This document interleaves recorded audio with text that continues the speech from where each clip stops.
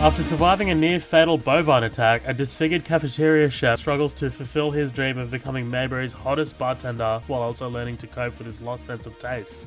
Searching to regain his spice for life, as well as a flux capacitor, Wade Wilson, aka Deadpool, must battle ninjas, the Yakuza, and a pack of sexually aggressive canines as he journeys around the world to discover the importance of family, friendship, and flavor. Finding a new taste of adventure and earning the coveted coffee mug title of World's Best Lover. No, you haven't actually clicked on to the wrong podcast episode. That was the official plot synopsis of Deadpool 2, released by 20th Century Fox. In 2009, we got an interesting take on the popular Marvel character in X-Men Origins Wolverine. In July 2014, test footage leaked of a Deadpool movie. Nobody knows how, nobody knows who, nobody has ever owned up to it. Following the insanely positive response to the test footage, 20th Century Fox officially announced an R-rated Deadpool movie to be released on Valentine's Day 2016, to be directed by first-time director Tim Miller, who, before, he's headed up a video game visual effects company called Blur Studios.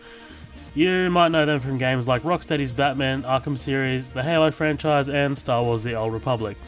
But goddamn, when Deadpool came out, it did incredibly well, both critically and financially. Off the back of a modest $58 million budget, the first flick made nearly $800 million worldwide, breaking many records along the way.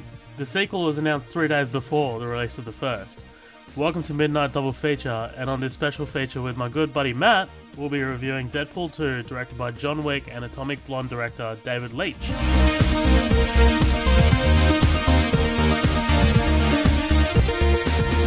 Matt, how you doing, man? I am splendid. How are you today, my friend? I'm good, man. I'm good. Thanks for joining us, man. You, my friend, are most certainly welcome. Oh, thank you. There's a lot of friends going around. Yeah. Oh, friend! I'm in a good mood, bro. I'm in a good mood. Deadpool 2 is a fun film, and I had fun watching it, or at least for about 2/3 of it. I'm glad one of us agrees. Matt, you tell me. We're gonna go straight into spoilers because it's been a while. It's been out for a while, so we're not gonna bury the lead at all. Hit me with your thoughts on Deadpool 2. Full spoilers. It's good. Like it's a fun film and it does its job. It's a comedy film. I think of it more of a comedy film than a superhero film. So maybe I'm not giving it like the up to the standards that maybe I would other films. But its one job was to make me laugh. Did it make me laugh? The answer is yes. It did its job. If I had to go a little bit more into it, I would say I could compare this film very well to Guardians of the Galaxy Volume 2 in the sense that technically, it's a better film. I guess it does deliver on its promise. It does everything bigger and probably arguably better. But the magic is kind of gone. Like, it's not as surprising. So it's kind of like, yeah, I know it's better, but is it better? You know what I mean? I don't know. Are you asking me for my thoughts now? Or I don't know. It's definitely a good film. Yeah, I'd say okay. What are your overall thoughts? Yeah, look, I came into this pretty loaded. I was really high off the first Deadpool. I love that movie, man. Seen it so many times.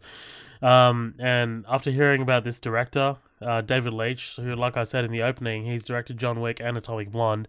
So I thought it would be a lot better than what it was. So ultimately, I came off a little bit disappointed. It was funny. It definitely did its job. We're both pretty high off Solo, which we watched recently. And Solo definitely did its job. Like, it's pretty much like it hits the spot, which Deadpool 2 does as well, but in a different way. I think where Solo, you come into it a little bit sort of less excited because, you know, the marketing's not that great and shit like that. Whereas Deadpool, I mean, the marketing wasn't overall amazing. Like, it wasn't as good as the marketing for the first one, Uh, but you're still excited. I think they You're still went excited. crazy with the marketing. I think they definitely went big with the marketing. But again, just like the film, it's less surprising because it's not new. The marketing did do some cool things, like that random ad with David Beckham. Was pretty crazy, and they did some other cool stuff too. But again, it's not as surprising because it's not new. It's still great. It doesn't have that X factor pun. Yeah. Unintentional pun there. But yeah. But hey, you just mentioned David Leitch. Let's talk about him. How did he do? Look, it didn't. I think you're going to mention it too. Like, it didn't feel like it was directed by anyone in particular, especially someone with his skills. Like, do you know what I mean? Yeah. Like, David Leitch is an amazing action director. Where the action in this to me was sort of mediocre. It wasn't as good as the first.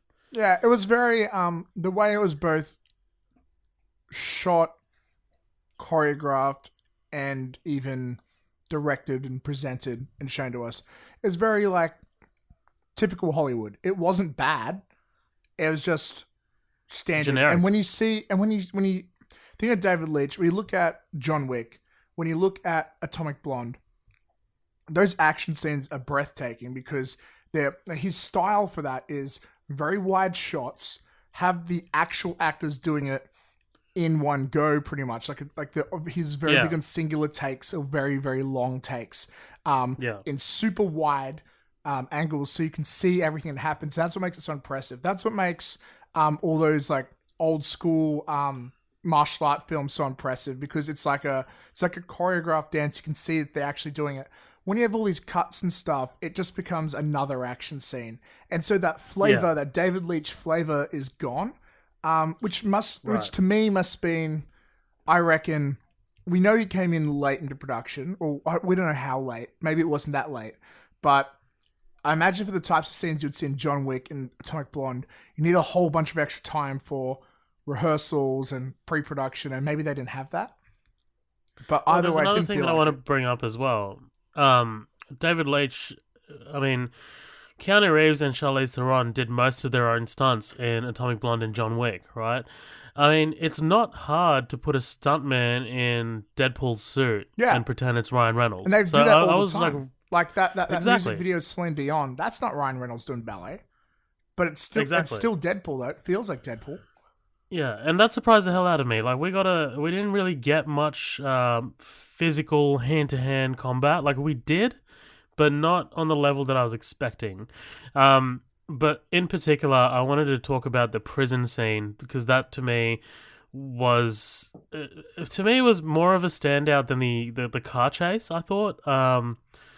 Especially when he goes hand to hand with Cable in the shower, and he wraps his arm around Cable, and like I like the hand to hand stuff. I don't know, like the bigger isn't always better to me. I used to, as a kid, think bigger was always better. I mean, I used to love Transformers when I was a kid, like in 2007 when that first one came out. I was like, God damn, this is amazing! Everything's blowing up. But yeah, man, in this case, I didn't think bigger was necessarily better. And that's also another thing. I'm not moving on, but I also wanted to say that the budget for this is nearly 2 times the first one. This is at 110. The first one's at 58 million.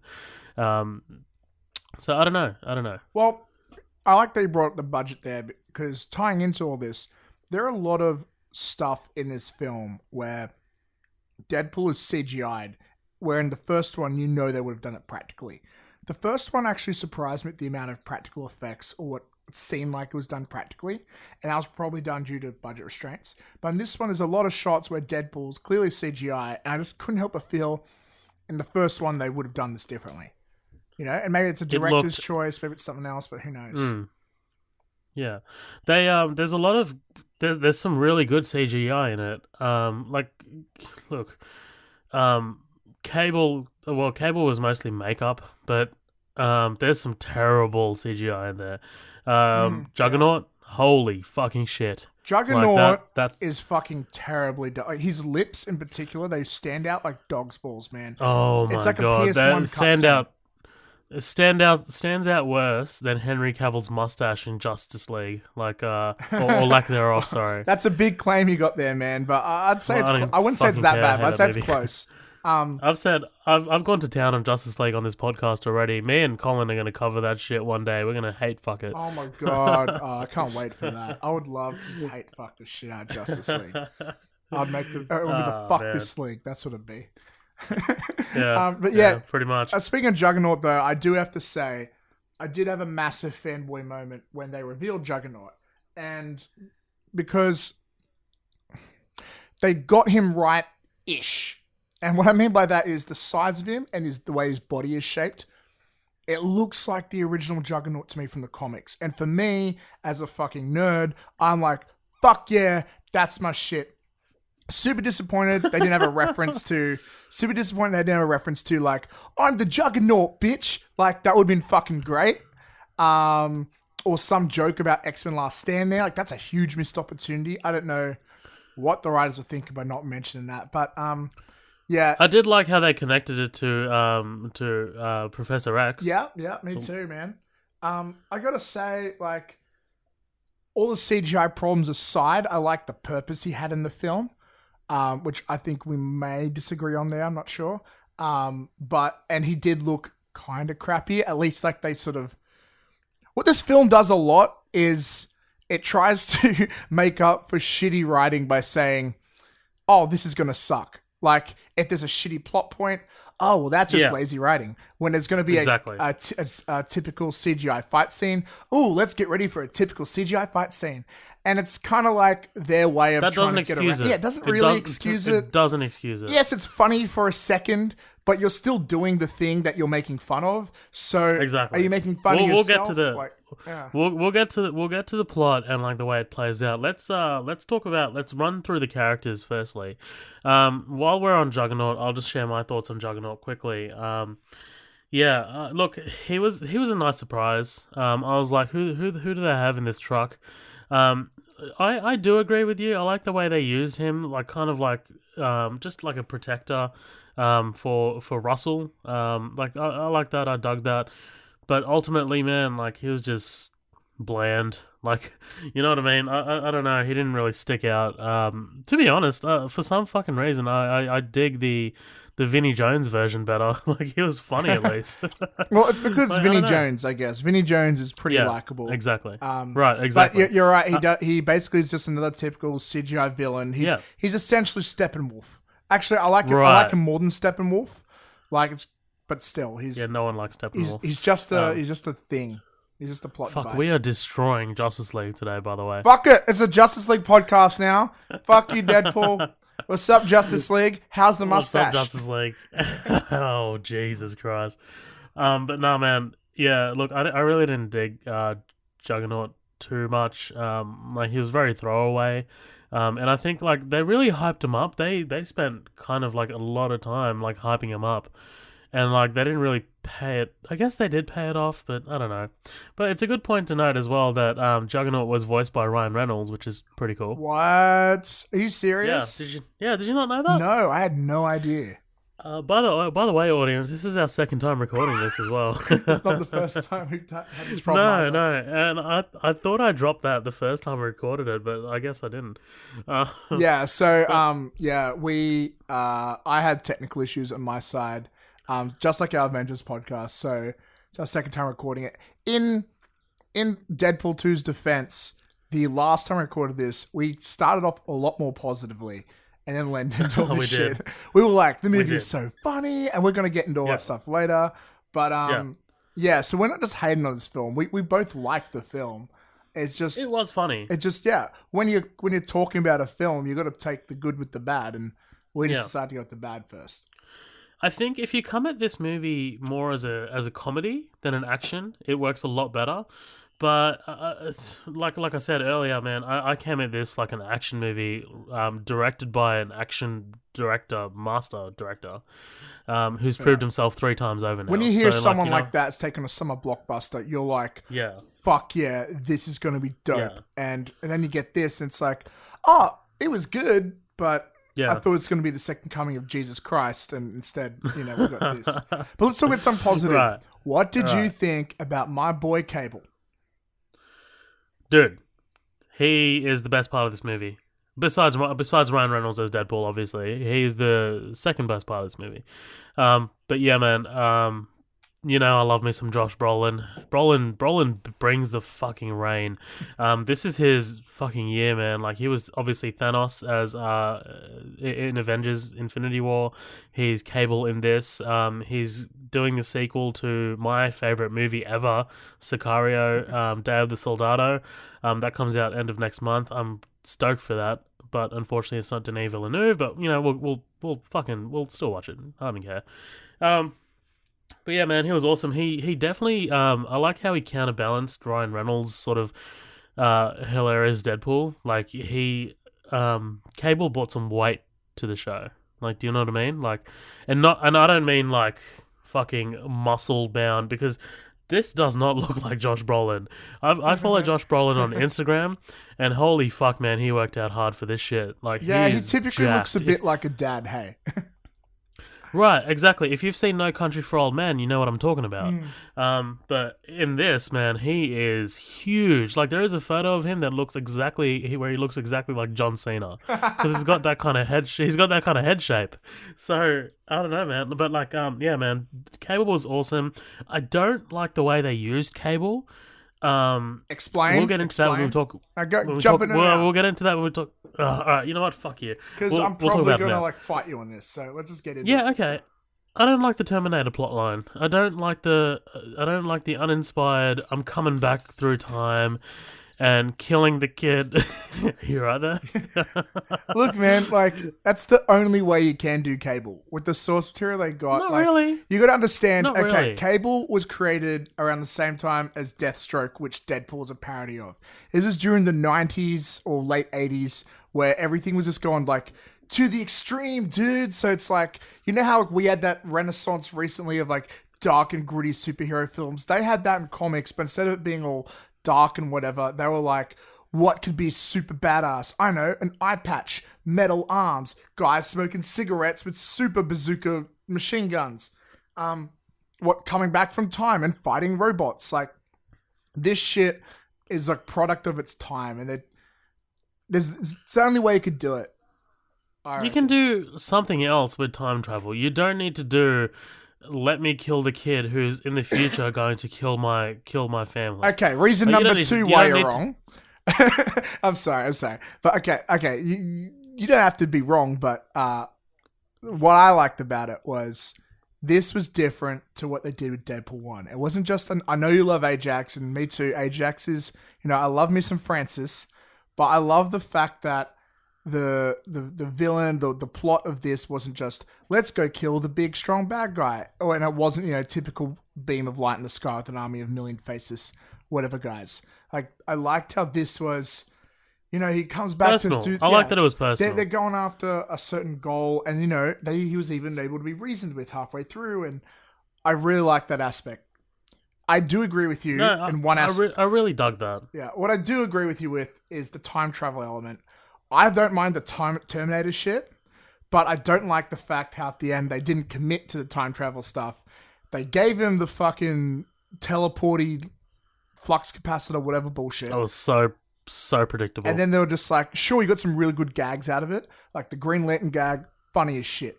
The Deadpool Brilliant. in X-Men Origins gag, probably Brilliant. the funniest scene in the movie.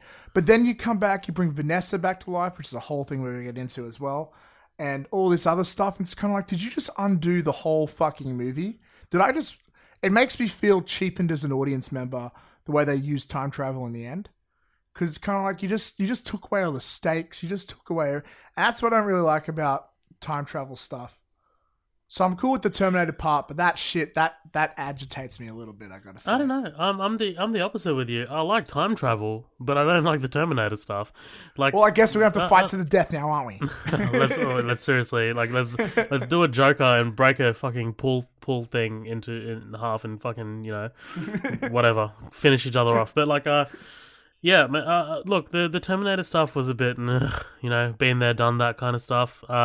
Especially because the Terminator franchise is still strong and going. Not strong, but going. Well, it wishes it was strong and go. Well, we never know with Yeah, James it wishes it Cameron was back in strong. the scene. Oh, It could be. boy. It could be making a comeback. Well, let's not go there. I Let's not swear go to there. God, if But, Dwayne Johnson isn't the next Terminator and he fights Schwarzenegger, like, Stop. what are you doing, Hollywood? Okay, Stop. I'm getting sidetracked. This is like, guys, this is like keeping a child on So track. I've had a few beers Like, at you this don't- point. You don't understand how hard this is for me, guys. I'm literally texting him right now. Matt, stop. No, I'm kidding. But yeah, look, talk about Cable. Also, like, how weird is it that they only made one joke about Terminator and it was incorrect? Like, they called, like Deadpool calls him John Connor. Like, in no Terminator does John Connor go back through time, unless it's Terminator Genesis, which you don't want to reference. Yeah, like, honestly, I didn't pick that up until after the film and you mentioned it to me. And I guess it just comes down to lazy writing, which they're okay with, apparently. But to get back on track, Yeah, I don't know. I also loved Josh Brolin. He is Cable. And yeah, man. When we had that end credit sequence in Deadpool 1, and they're like, oh, in the next one, there's going to be Cable. Like, there's a reason why we were legit stoked. Because even the comics, we know this is such a great pairing of straight man and funny man. I don't think they can do Deadpool without Cable now because it's such a good pairing. They could, but Absolutely. they could, but why would you? Yeah. So I'm looking forward to seeing more of them together, especially now that like whatever the next film's going to be, if it's X-Force or Deadpool 3 or whatever, they'll be already teamed up. So that would be awesome. So yeah, I'm really looking forward to that, and just keep on brolin. Oh, Sorry. I regretted Oh, doing boy. that second I did it. That Moving on, next just, character. What did you think I'm of? not editing that out. Next character. What did you think of? Hold on, stop. Fire We Fist. we still haven't. No, wait. Before we get into Fire Fist, we still haven't really talked about Deadpool. Oh shit! Deadpool's in this Yeah. movie. Hey, Yeah, you just maybe. Yeah. But yeah, tell me what you thought about Ryan Reynolds as Deadpool. Ryan Reynolds is Deadpool. Like, it's as simple as that. We know it's the role he's been born to play. He did fucking great. He is fucking amazing. The only issue I would have with it is, and this is a minor gripe, and I mean a minor gripe. And it's sort of to do with just the way they wrote him a bit. Is I find Deadpool's the funniest when he's the serious he's the fourth wall breaking funny character placed in a serious world, which is what made the first one so well. And in this film, other characters try to crack jokes too. Like, you've got Cable making jokes about dubstep. You got that whole scene where he's like, "I'm an X-Man trainee," and like they'll just yell out making jokes about him. And that stuff takes away from the Deadpool character for me, because if you need for him, his jokes to sort of work with all the meta stuff, he's got to like break that illusion of seriousness. So you got to give him some time in between those jokes. And with other characters making jokes, and I think the jokes are just more rapid in this one, it kind of loses the effect a little bit. But that's super nitpicky. Besides that, Ryan Reynolds is Deadpool. He's fucking great. How could anyone have done a better job? Don't you agree? Right. No, I 100% agree. At this point, Ryan Reynolds is Deadpool like Robert Downey Jr. is Tony Stark. I feel like Fox owes Ryan Reynolds so much like debt over how much he's just Exactly. killing it right now.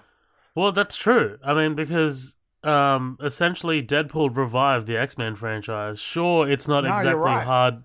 It's not exactly like hard X-Men, but I mean, without Deadpool, you don't get Logan being what it is. It's ironic, but Ryan Reynolds is their new Hugh Jackman in a way, which is for all the jokes he makes at Hugh Jackman's expense. Like, in Fox's eyes, like, thank God we got a new moneymaker. How great is that little doll at the start? So great, so great. Yeah, man. But yeah, it just he seriously he kicks it off hard, doesn't he? Fuck Wolverine, he says at the start. Like you know, and he's jealous that Wolverine gets to die, and I'm just like, that's great. It's a great opening for sure. It certainly does get you thinking, like, where the fuck are they going with this? Yeah, And it pays off. It does pay off. yeah, yeah, man. Look, Ryan Reynolds was awesome. He's hilarious. He nails the part. I don't know. I don't know if I can speak physically about Ryan Reynolds because I don't fully know if it's him under the suit when they do the fight scenes and shit. It doesn't even But, matter because he's doing the voiceover jokes, and that's all I need, honestly. No, it doesn't matter. But look, let me talk about Deadpool as a character for a second as well in this because, like you said, man, he just brings he's just such a force of nature to watch. Like when he's with Cable, there's such a great pairing because Cable gets to balance him out. By the way, I've gone on record and said that I don't really read Marvel comics, but I do have one Marvel comic, and it's a collection of Deadpool and Cable comics. It's pretty fucking awesome, man. Like it's like the art is badass. Let me just credit the writers. It's written by Fabian Nicienza and illustrated by Patrick Zercher, Mark Brooks, Shane Law, and Chris Stevens. It's fucking badass, man. I haven't finished it, but I'm definitely reading it. Like it's fucking sick. That's also another thing as well. I wanted to credit Rob Liefeld for creating Deadpool. It's funny because like when Deadpool's in the bar, he calls one of the patrons Liefeld, which is cool. Yeah. But yeah, man. Look, Deadpool works. Deadpool works as a character. I did think that we got too much Deadpool in this movie. I know. Like that's you're gonna be like, what? How do you get too much Deadpool in a Deadpool movie? But like the first one was 90 minutes, which is pitch perfect. It's the duration for that is amazing. I wish more movies with this length these days. Back in the day, every film was that length. Well, dude, you know me, man. I like long movies. I like getting some bang for my buck. Dark Knight Rises, fucking amazing. It's nearly 3-hour movie. Yeah, but it's not good because it's long. It's good because it's good. You know? Exactly. And I think some films, mostly, especially a lot of the work by someone like Zack Snyder, thinks, the longer the film, the more people will like it. And no, man, cut out all the fat. Just give me the good shit. If you got so much good shit, it makes 3 hours. Amazing. But if you don't, if you got a lot of fat in there, it's like, why am I watching this? Right, exactly. Editing. Look it up. This movie's at 120 minutes, 2 hours, which I think is too much. The way they I did want to leave this towards the end, but you know what? I'll mention it now. They throw way too much at you way too quickly, and by the end of it, you're exhausted. Well, I was exhausted. When Deadpool's dying at the end, like 5 times, I was like, are we still here? Are we still doing this? Like, you know what I mean? Yeah, I didn't feel that way. I admit there were some gags and some jokes that did drag on a bit long. Like, I found that scene funny, the dying scene, but I get if someone else didn't find it funny. Because admittedly, they're jokes that have been done before. If someone didn't find it funny, they're going to have a very long 5 minutes because that's a scene that drags. And there are like jokes like the dubstep joke, which is a reoccurring gag. It's like, yeah, I heard that joke 10 years ago. And it's like, is dubstep even pop? Like, when he's like, is dubstep a thing in the future? It's like, is dubstep even a thing now? Like, it's not a thing now. Like, not even Skrillex is doing like the typical whoa shit. Like, it's Skrillex is still big, and he does like he's still part of that genre. But he's EDM, like typical dubstep sound. Heck, when they play that Skrillex track "Bangarang," that's not even a good example. That's so old. And it's not even a good example of what a dubstep song is.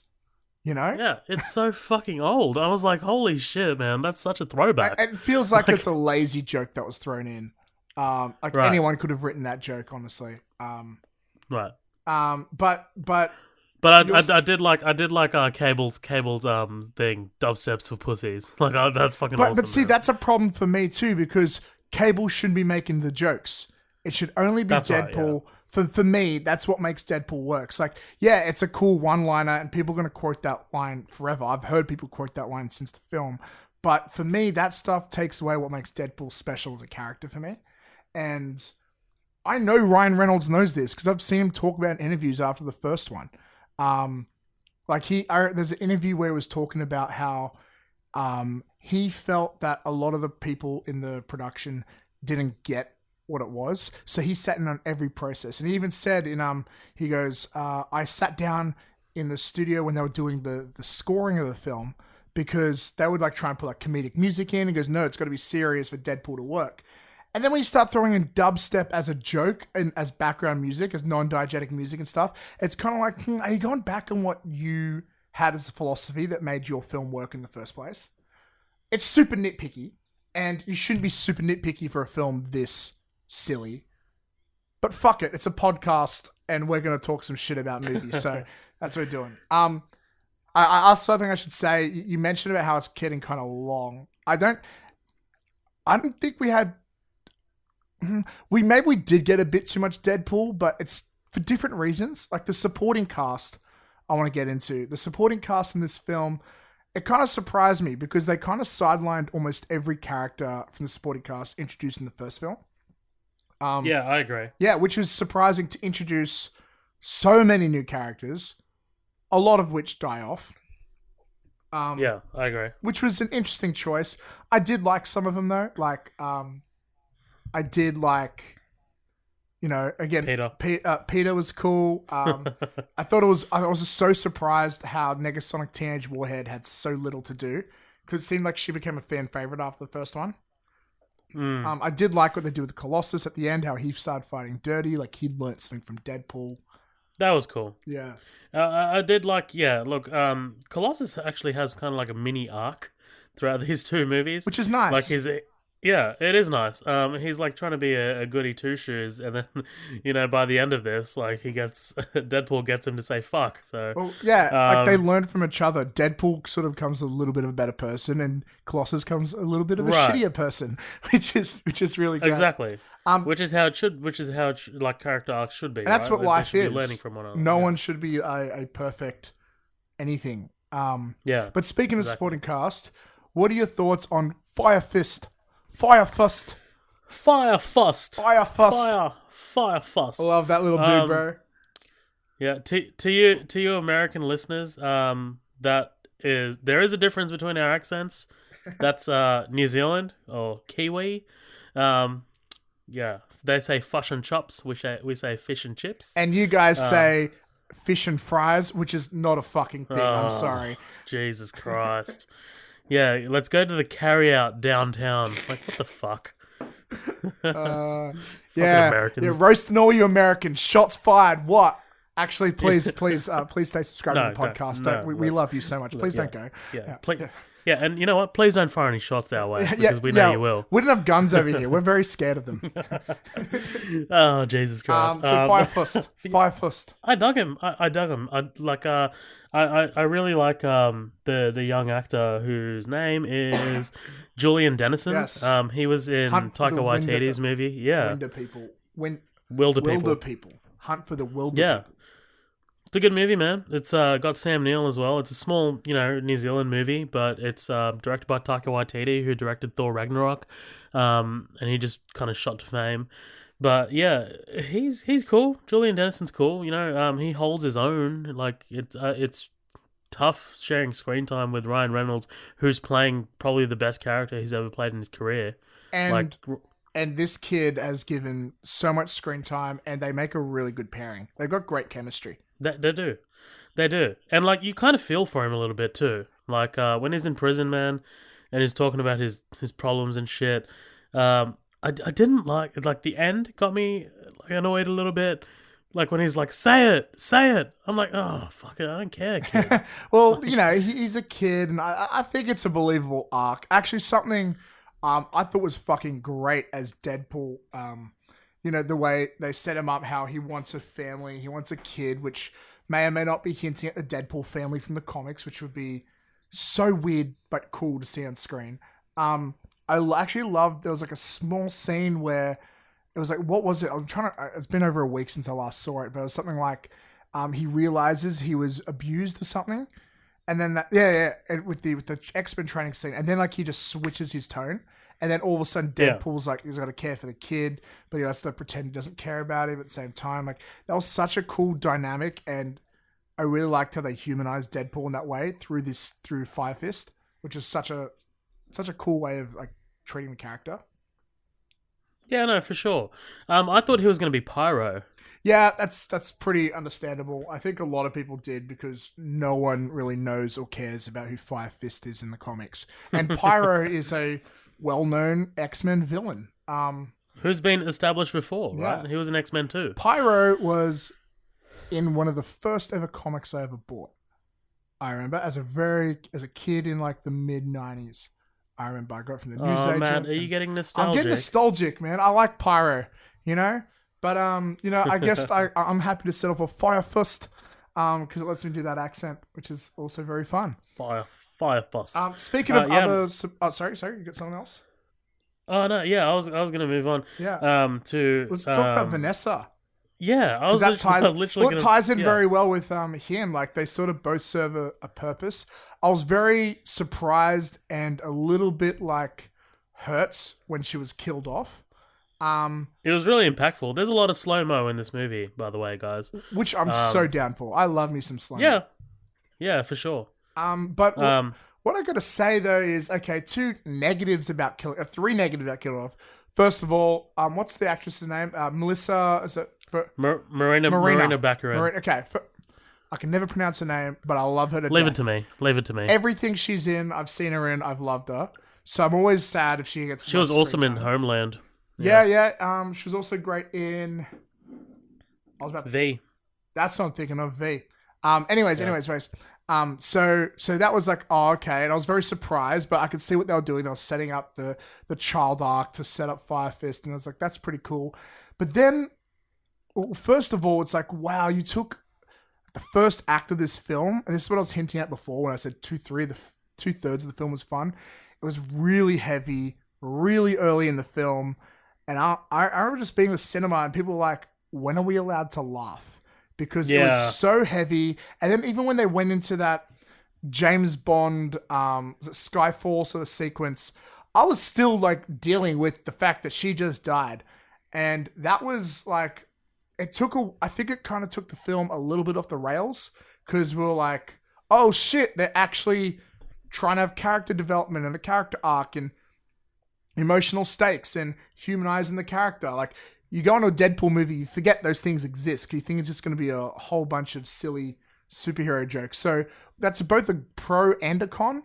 But the biggest problem for me was then at the end when they just sort of take that all back by going back in time and saving her in a quick scene. That's disappointing to me because now it's like, oh, so the stakes are kind of just... Yeah, it's like, what's the point of the movie? Yeah, and I get it. It's like for a gag, but is one small gag that gets a laugh, is that worth undermining the entire freaking philosophy of your film? Rat Race, one of the writers, said that it's canon. Like, the whole end credit scene is canon. So, yeah, that's a thing. Yeah. Like, I don't know, man. Yeah, I completely agree with you. Like, it's funny for a moment, but then you're kind of like pulling the rug out from under yourself. Like, you know what I mean? Yeah, and this film is not scared to do that. In fact, I think they really went for, I don't want to say quantity over quality, but there are a lot of jokes that are like, in this film, and it's because they're trying to like fill in the gaps between the real big laughs, which I guess all comedy films do that, but a lot of those little jokes are like inside jokes, which people like me love them because they're all like about Marvel and superhero films. Yeah. But I worry about the average audience viewer who aren't going to get all that. They don't know Ryan Reynolds is in a shitty Green Lantern film. Dude, there was a really early one that I fucking bawled my... Like, I laughed. I lost my shit. It's the one where he's like, I'm being spoken about in the same sentence as Jesus. And he talks about how the first movie beat Last Temptation of Christ, which was the highest grossing R-rated film of all time. And before Deadpool, the first one came out, that's what it was. But when Deadpool came out, that beat it So only we would know that. Yeah, well, like you probably didn't. Like you know what I mean? I didn't until I looked it up. I after got the that film. straight away. But this film has a lot of those jokes where it's like, and this is both a pro and a con. So like for the nerds and like the real hardcore fans and people who just live on the internet who love doing the extra deep dive research and stuff, they're gonna love a lot of this stuff because it's like stuff tailored for them. But again, it's surprising how this film connects with general audiences when there's so many jokes that they will never get. For example, I had the wackiest inside joke explained to me about a week after the film, which I didn't even know it was a joke in the film. There's a scene where Ryan Reynolds, in like his burnt face, wakes up in a pink shirt with like two, is it cats? They're dogs, whatever. They're pets on it. And they're like, oh, blah, blah, forever. And turns out those dogs were owned by Taylor Swift. So it was an inside joke because Ryan Reynolds' wife is BFFs or something with Taylor Swift. And so Taylor Swift's cats have a cameo in the film. So Taylor Swift's all about on her Instagram. I think it's hilarious. And all her hardcore fans are going crazy. But meanwhile, me, like, I didn't even know that was a joke. You know, until I got explained. Yeah, until it was I explained would to me never. ages later. I would never have got that in a million years, my friend. Yeah, and it's a good and a bad thing. Like, there's nice fan service out there for some people, but like, and especially when it's in the background like that, like that's totally fine. But when you base a whole scene around a joke like that, it's going to be hit and miss with some people. And I'm not complaining over that because this shit is tailored for me. But I'm also aware enough to think, oh, some people they are just going to smile because they know they're supposed to laugh, but they won't know why. Yeah. Let's move on from Firefest. Let's talk about this. Might be a little controversial. Firefest. Oh, we're gonna get a little controversial. What about the most epic role of the film, Brad Pitt? Oh shit! Yeah. Yeah, I loved all 3 seconds of the film he was in. Dude, he was riveting. He was Oscar worthy. I know, right? I think he's gonna get the Oscar for it this year. Yeah, I actually did read that. He agreed to do it only if Ryan Reynolds delivered a cup of coffee to him on set or some shit like that. That's amazing. So who are you going to mention? Who's the controversial one? Who do you think? Domino? No. We'll get to Domino and we'll cover the X-Force soon. But I was going to talk about T.J. Miller. Oh right, yes, T.J. Miller, old mate. Yeah, TJ. well, this is following old Harvey Weinstein being arrested the other day officially. But yeah, TJ Miller's a bit of a funny one. Because not funny, but you know, he's been accused of some sexual misconduct. Like the operative word here is accused. I don't know about you, Matt.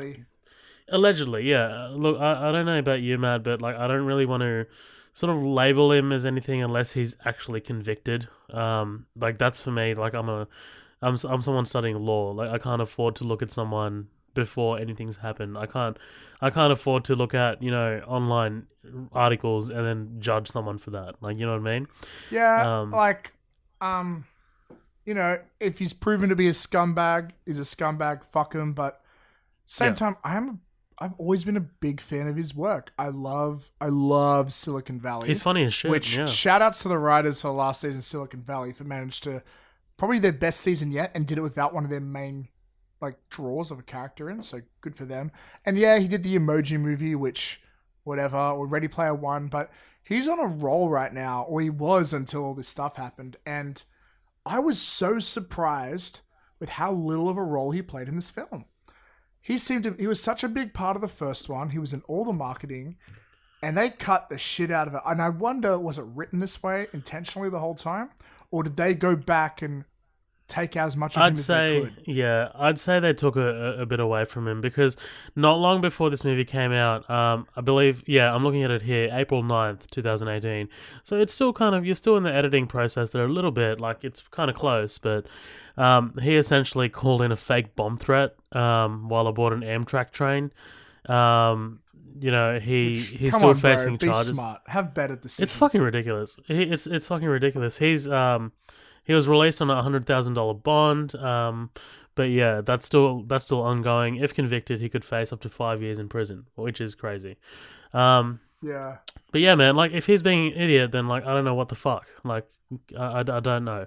But look, we can only talk about him in this movie, man. He was great. He was funny. He was funny as shit. Like He when was in it for like 10 minutes, but it was a good I 10 know. minutes. Yeah, I liked like his delivery sometimes is fucking hilarious, man. I love what when Cable is reaching for his bag and he's like, it's a fanny pack, you sick son of a bitch. Yeah. Like his delivery is great. And His again, delivery is fucking but excellent. he does fall into the same category as Negasonic Teenage Warhead and Blind Owl, who I think Blind Owl was only in one scene in this film, actually. Um, and Two. two, okay, two.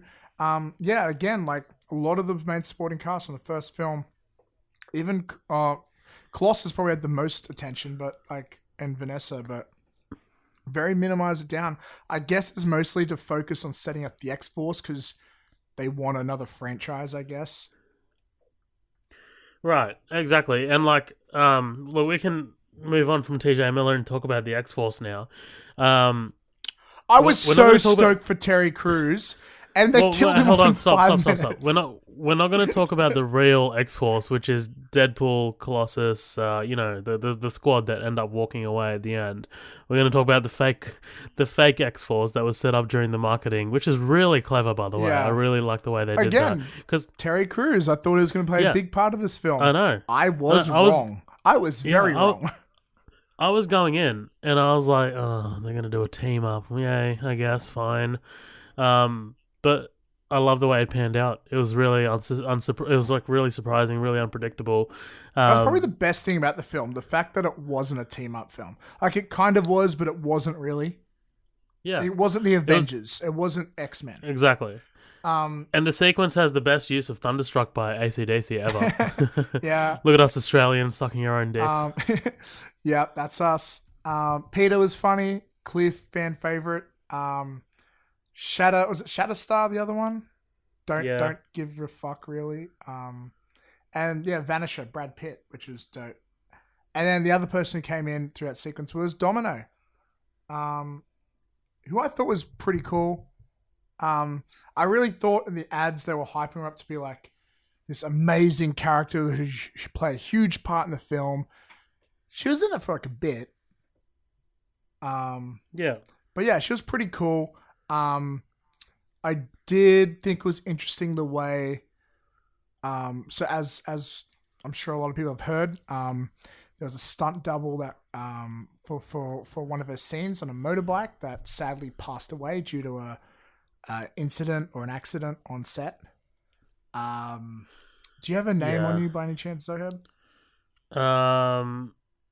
Keep talking, Matt. Yeah. I'll have it for you. Well, yeah, I believe they must have somehow rewritten the scene or cut it out because I don't recall seeing Domino on a motorcycle. She was in the truck scene. I guess they might have been connected somehow. Yeah. But the story is, from my understanding, allegedly. Well, I've got it. If you want me to read it go now. nuts. So the name of the person was Joy Harris, nickname SJ. She obviously died, as Matt said, during this movie. Is really, really tragic. She wasn't a professional stunt woman or anything like that. Harris was on her first shoot as a stuntwoman for Deadpool 2 in 2017. On August 2017, during filming, Harris was riding without a helmet in downtown Vancouver when she lost control of her bike, hit a curb, and was catapulted into the Shaw Tower. She had been doubling for actress Zazie Beetz playing Domino in Deadpool 2 and died on the scene. This marked the second death of a stunt performer in North America in 2017. Deadpool 2 was dedicated to Harris, which is really sad, man. Yeah, from my understanding, the reason they went with her is they had trouble finding a stunt performer that had a similar look to Zazie Beetz, and yeah, like there was a bit of controversy. People were saying that it was actually a pretty simple stunt, and an experienced stunt person could have avoided this situation. And you know, who's to say? Like, but there was a bit of uproar in the stunt world, and it's I think from my understanding, it's created a bit of a dialogue in that community about safety regulations and things like that. So. Yeah, it is very sad. But overall, character Domino was pretty cool. She had good chemistry with Deadpool. She was cool, man. I like that she was lucky. And yeah, the luck powers used at pretty cool effect. Yeah. But again, I did enjoy it. I wasn't blown away like the way they were hyping her up to be. She was like had so much screen time in the trailers and the posters. About her so much. They made it. They made a big. Like, I feel like sometimes she seemed to get more attention than Cable in the marketing, and at the end of the day, I feel like she was in it for like 20 minutes. Yeah, no, I agree. I think they cut a lot of stuff actually because David Leitch said that there's an extended edition that's going to come out on Blu-ray, DVD, whatever the fuck, and apparently it focuses more on Domino. So I think they did cut a lot. Yeah, they cut a lot out. Let's just quickly as well, during that X-Force scene, the guy that spits fire is the guy that plays It, Pennywise in It. Oh yeah, that was the acid guy. Yeah. Yeah, one of the Skarsgård kids. But yeah, man. What other characters were there that we missed? Not a lot, honestly. Like, yeah, Terry Crews was in it for like 10 minutes. Yeah. There are a lot of moving parts in this, but there's so many more moving parts in the first one. And funnily enough, it does seem to work because it kind of feels like a bunch of sketch comedy scenes linked together through a minor story, but it works. They did have a lot of callbacks and redoing of the old jokes in new ways.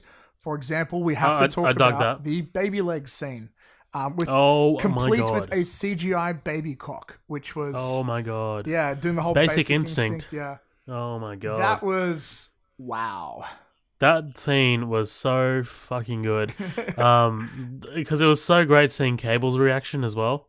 Yeah, and he knew something was coming because we're going to talk about the shot leading up to it, where Juggernaut just casually, like no big deal, picks up Deadpool, rips him in fucking half, and then just walks away like it's no big deal. That is possibly one of my favorite shots, probably my favorite shot of the film.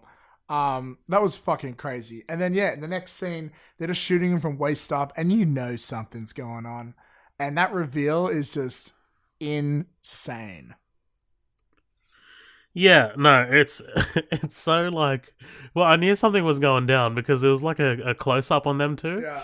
And I was like, I literally turned to a friend and I was like, oh my god, imagine if they do the KFC spork scene in the first one where he's like, how big is your arm? He's like, about the size of a KFC spork. And I was and then like they panned out, and then I was just like, this is amazing. One thing we should quickly touch on is there's been a lot of amazing cameos in this film. You know, Hugh Jackman in his like earlier years, the old Deadpool, Ryan Reynolds reading Green Lantern script, all great cameos. Brad Pitt, another amazing cameo. Dude, but my favorite, the motherfucking X-Men. Oh my god! I loved how they were brought up like it's like the studio can't afford anyone. And they're just there and they close the door on him. It's so crazy, dude. It's so like, it literally was. Like, okay, at first I only caught Evan Peters. But like, when you look at it, yeah, they're all there. They're literally like all there, man. I fucking love the idea of, I forget the actor's name, he plays Beast. And he's just like, we're going to get you for a scene for Deadpool 2. Oh, great. Yes, this is just my career needs. It's going to be a sequel, one of the biggest films from the other year. Yes, what am I going to do? So we're going to put you in makeup for 8 hours straight. And after this 8-hour process of putting makeup on you, you're going to stand... Yeah, that's the boy. That's the man. And so what you're going to do is you're going to stand by this door and you're going to close it. Oh, cool. Okay, so what's after that? What's my character arc? Oh, no, that's it. You're here for half a day and get to go home. Yeah. And I just love the idea of like I was in makeup for this. Like, but dude, hilarious. There was a lot of people there, man. Like it was seriously like it was okay. I'll read it off now because I've got it here. James McAvoy as Professor X, Nicholas Hoult as Beast, Evan Peters as Quicksilver, bald as well. Yep. He was bald. Ty Sheridan's Cyclops, Alexandra Shipp's Storm, and Cody Smith McPhee's Nightcrawler. Like holy fucking shit! It's basically the lineup for the next X-Men film, which I believe got pushed back. It's not coming out this year now, is it? Yeah, it's 2019. It's apparently it's going to be titled Dark Phoenix. No, There are so X-Men many pre- other yeah. storylines they can do than rehashing that one, but Okay, that's for Let's another not podcast. let's not get into it. It's for Let's another not get into podcast. it. I'll yell at that film another day. But yeah, there's like I'm sure they left out Jennifer Lawrence because they really couldn't afford her. Also, oh man, I've had enough of Jennifer Lawrence in my X-Men films, man. I don't know. She can tell she doesn't enjoy doing them, and Mystique is just being really forced into these storylines. She's not even an X-Men. She's hot. Even with her blue thing going on. No, I mean like not the blue. I mean like come on, Jennifer Lawrence is hot. Yeah, but you know, I'm not watching the X-Men so I could jerk off in the theater, you know? Well, I don't know about you. That but makes one of us. makes one of us. But yeah, there's another cameo that I really want to talk about, man. Matt Damon and Alan Tudyk are in this movie. Oh shit, I forgot about that. Dude, seriously, like the scene where Cable comes back through time and he steals those two Hicks car. The guy on the left is Matt Damon, and the guy on the right is Alan Tudyk, who is in. He's awesome, man. Matt Damon's really digging his cameos lately. Hey. Yeah, man, he was in Thor Ragnarok. Yeah, like how crazy is that? He sort of realized if he pops up, he can make like a few $1,000 for showing up for an hour or two. Dude, I don't know how they afforded him. Like, goddamn. You know what? When a movie gets as much buzz as Deadpool 1 did, everybody and their mama and their dog wants to be a part of it. For sure. Yeah. Like, did you yeah, even just putting Hugh Jackman in through stock footage at the end. You know, that's a big deal. Yeah, no, for sure. Did you catch the Stan Lee cameo? I did not, but I've had it explained to me, and when I go see it for the second time, I will definitely look out for it. Yeah, just well, I mean, you know where it is, right? Like, it's not a spoiler if I tell you. Yeah, it's like he's not even in it. He's like painted on a wall or something. Yeah. Yeah, so there's a yeah, he's kind of like a mural. Like there's like a big image of him on a mural on a wall. As soon as the big truck chase is going to start, it kind of reminded me of the famous paintings on the hotel on fuck, I want to remember the name of the street. It's the same street as the Staples Center in LA. Shit, it's like really famous. But anyway, look, well, fuck it. I'll remember it later. Was there anything else you want to talk about? Because I think we've kind of covered everything. Yeah, right? I did read the other day. So we all know that like they were pretty. One of the big questions they get interviews were like, "Were there any jokes you cut?" And like Ryan Reynolds said there was like a Marvel joke that they cut, and in hindsight, he's glad they did. But I just read the other day there was a post-credit scene that was cut where Deadpool goes back in time to kill baby Hitler or something to that effect. I saw that. I'm not sure if they shot it, or if they just wrote it. One thing that was pitched during the writers' section of the production, which would have been fucking amazing. It would have been the best cameo of all time. Apparently, they thought about getting Chris Evans to reprise his role as Johnny Storm from the Fantastic Four during the audition scene for superheroes, and they were going to reject him because like Green Lantern was the bad superhero film for Ryan Reynolds. Some might argue Johnny Storm was that for Chris Evans, which personally to me, I don't think the Fantastic Four movies are as bad as most people make them out to be, but that would have been amazing fan service to see Chris Evans. Agree to disagree. Well, come on, it's not as bad as Fan 4 Stick. We can all agree on that, right? Yeah, I agree with you. I don't know how they managed to fuck that up, but yeah. Oh man, I could talk about that film forever. But yeah, look, well, there's some rumblings of a Deadpool 3. I heard that it was going to go straight to X-Force. By the way, X-Force is in development. It's being directed by Drew Goddard, who directed Cabin in the Woods, and who created the first season of Daredevil on Netflix, which is pretty exciting. Down. Yeah, man. So in May 2018, Reynolds stated that a third Deadpool film may not be given the franchise's shift of focus to X-Force. What the fuck does that mean? So it would mean it would focus more on Deadpool rather than X-Force. Like this film this film is essentially a backdoor pilot for X-Force. So we all got familiar with the characters, so when they go off by themselves, yada yada yada. Which makes sense. Rhett Race and Phil Wernick, who are the writers, said that they felt that the third film would be absolutely happening. And David Leitch said, "I would be grateful to work on something starring Reynolds Deadpool again. It just depends on time and place. So we'll see what happens. But David Leitch has a lot on his plate. Have you seen what this guy's tapped for next? I believe so, but lay it on me regardless. Number one, the Fast and Furious spin-off Hobbs and Shaw with Dwayne The Rock Johnson and Jason Statham. I did not know that, and I am so amazingly pumped. So I'm already stoked for that film, which, by the way, I want to say it on record here just so it's out there. The greatest idea for a film ever, just add this one actor to a Fast and Furious film. Jason Momoa.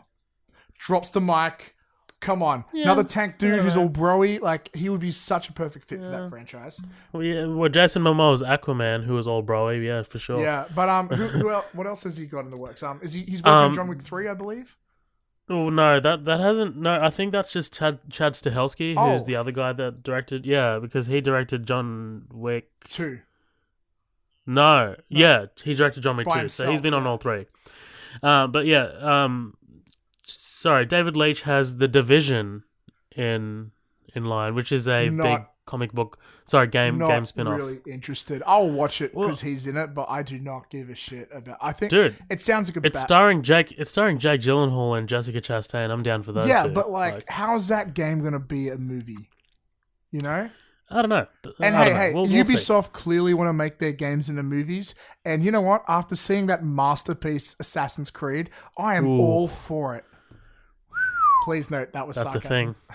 Yeah. So yeah, old mate's going to be busy for a while. He's going to be busy for a while, man. But look, I'm happy to wrap it up, man. Let's give it our final thoughts, you know? Let's you know what? Let's fuck it. Let's give it a score. I'd say it might be about a 7.5. Yeah, you're a bit more optimistic on it than I am. 7.5. I was 6.5, about a 6 when I came out the first time. I was like, oh yeah, it's all right. But I did watch it after an 18-hour day the first time. But yeah, after watching it again, I'd definitely give it a 7, man. It was fun. A lot of the jokes do run a bit long. The movie itself runs a bit long. The action's unremarkable, but it is hilarious. I don't think I'd watch it again for a very long time, which is funny of me to say, because Deadpool 1 I watched 4 times in the cinemas. You know what I mean? Look, I think at the end of the day, it's a film, it meets its brief, it does what it was meant to do, but what made the first one, again, Guardians of the Galaxy Volume 1, it was just such a breath of fresh air at the time. And when you get the exact same thing, just with a bigger budget, it's not a breath of fresh air anymore. So you still like it, but you're not oh my god, this is a revolution. You know? Yeah, I agree. I knew it wouldn't be as fresh. Yeah, I don't know. Also, the fact that it's setting up a whole other film, in a way, I think it might bite around Iron Man 2, a little bit of Age of Ultron vibes, where it just bites at the feet a little bit of it, you know.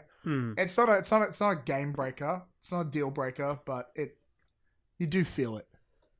Yeah. All right. Well, no worries, man. Well, look, that about wraps it up. Matt, tell us where the good people can find you. Man, you guys can find me at @VellaMatt on Instagram or Twitter.